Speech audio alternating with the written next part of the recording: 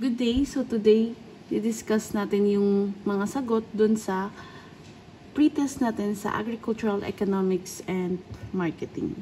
So, the first question, sabi dun, is economics may best be defined as the study of, letter A, how to maximize profit, B, how to allocate the family income, C, how resources are used to produce goods and services to be allocated among individuals in the society, and why resources are scarce. So, there will be questions in the exams that you may find confusing. Pwedeng confusing sila kasi pwedeng for you, dalawa o tatlo yung parang tamang sagot. Pwede din na walang sagot sa tingin nyo or what. So, isang method na gagawin natin dito is the deduction method. And then, of course, kailangan you really understand ano ba yung question, ano ba yung ano yung pagka-comprehend nyo or ano yung pagka-intindi nyo dun sa question. So, let's have this number 1 item. So, the correct answer here is letter C. Economics is defined as how resources are used to produce goods and services to be allocated among individuals in the society. So, ito yung sagot niya, letter C.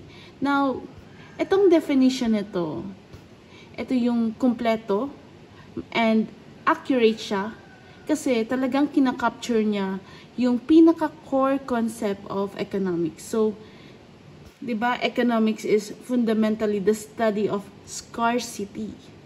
So, the fact na yung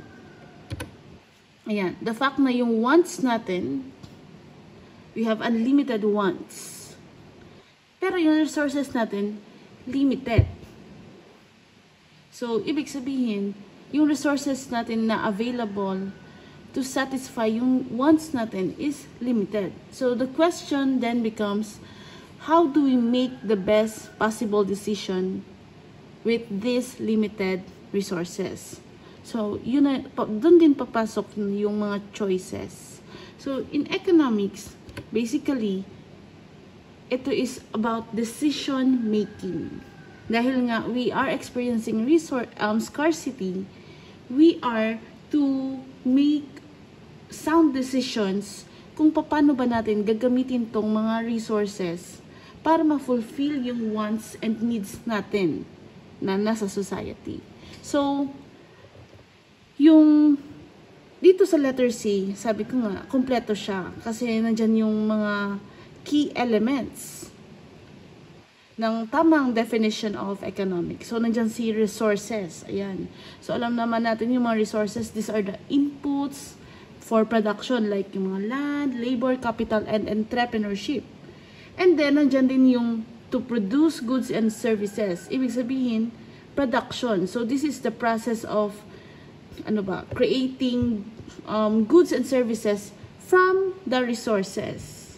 And, nandito din yung term na allocation, ang meaning nito. So, about ito sa paano ba yung mga goods and services are distributed among people. So, essentially, yung economics, it is about choices na ginagawa ng mga individuals, ng mga businesses and governments sa kung paano nila i-manage and ang pag-distribute ng mga scarce resources. So, economics is also about the study of trade-off. So, every choice na ginagawa natin, meron siyang opportunity cost. So, that is the value of the next best foregone alternative. Now, tignan natin yung ibang option. Bakit hindi sila yung sagot? So, letter A, it says here, how to maximize profit. So, syempre, ang goal naman talaga natin, di ba, in business, in agriculture, sa mga nagfa-farm, ang goal natin is to maximize profit. And, ito din yung goal ng mga businesses, ng mga firms sa market economy. Pero, it is just one objective within the broader field of economics. So, hindi siya encompassing sa definition of economics. So, ito kasi, itong goal na to it's a microeconomic concept. So, hindi siya encompassing sa definition ng economics. Kaya, hindi siya yung sagot. Letter B, sabi dito, how to allocate the family income. Sabi daw, economics is the study of how to allocate the family income. So, ito naman it is a very specific example ng microeconomic decision. So, ito yung about siya sa choice ng isang consumer, which is a small part of economics, not the entire field of economics. Kaya, hindi din siya yung sagot. And then, we have letter D. So, why resources are scarce. So, this option, dinidescribe niya yung fundamental problem ng economics. But, it is not the definition of the study itself. So, baka kasi malito kayo kasi yung economics, sabi natin, it's about scarcity.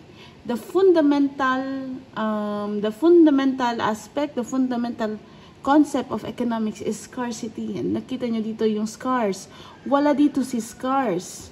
So, baka mag-isip kayo ng either letter C or letter D.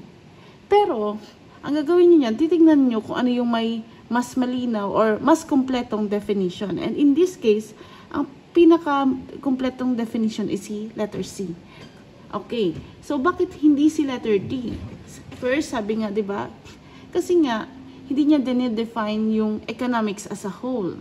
So, di ba, economics, hindi lang siya study of bakit scarce ang resources natin. Pero, study din siya of how we deal with that scarcity. Therefore, yung option C natin, nagbibigay lang siya ng definition na included sa saan ba? Sa core pillars ng scarcity, ng production, ng allocation. Pero, etong letter C, ito yung mas nagde-define ng economics na subject.